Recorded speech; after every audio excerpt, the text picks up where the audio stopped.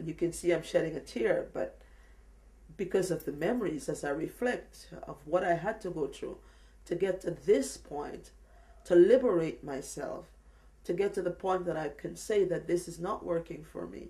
And when I look and try to pull the resources together, it was because, are you really abused? You have a home?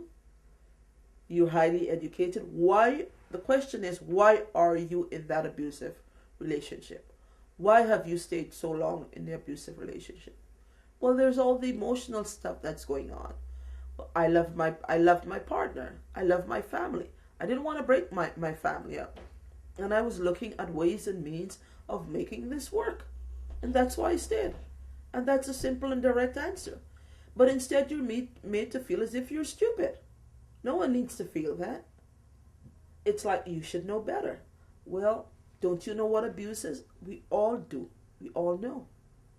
The simple fact is, as you work through the challenges in life, sometimes you're able to make decisions immediately.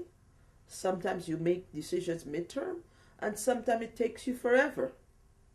It depends on the kind of support.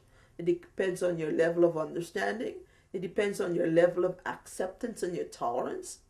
And it's your belief. I believe I can change this. I believe I can make it work. And until you come to the realization that it's really not working, and when you reach out for support, it's what kind of support you get.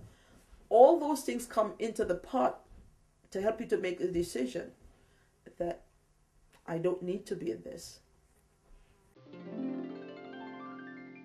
I want to reflect back on a time in my life where I went through a really rough divorce.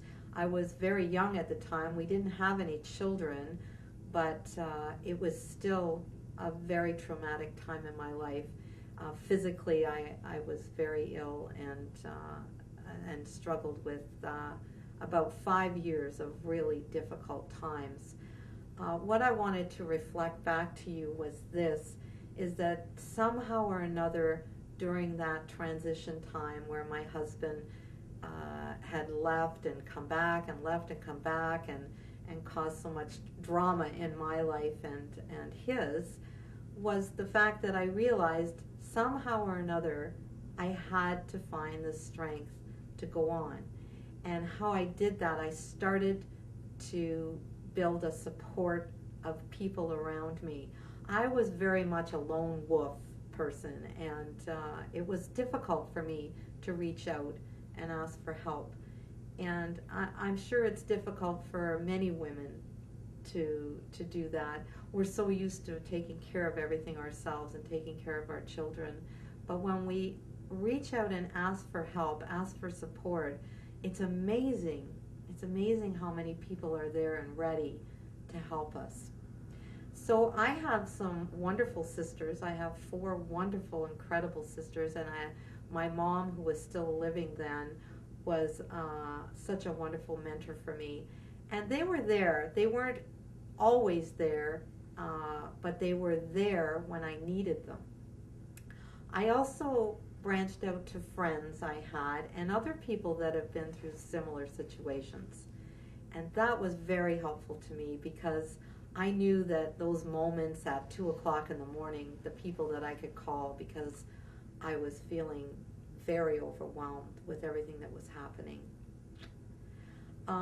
And I find that a lot of women that I work with now that are facing challenges like this, I encourage them. I encourage them to reach out and get that support group, even when you don't think you need it.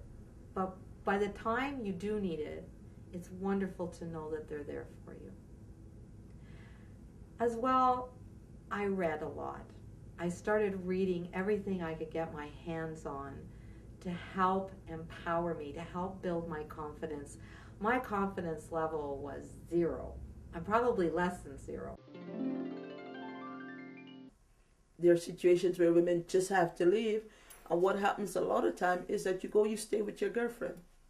Because what I would do, I would try to get out on the weekend just to have a break and go over to my girlfriend's house. Until, again, I got to the point where on the passing of my dad, I found the strength and said to my partner, this is really not working, hasn't been working for the longest time. You need to go. You simply need to go. But it was a long process because I did not have the support.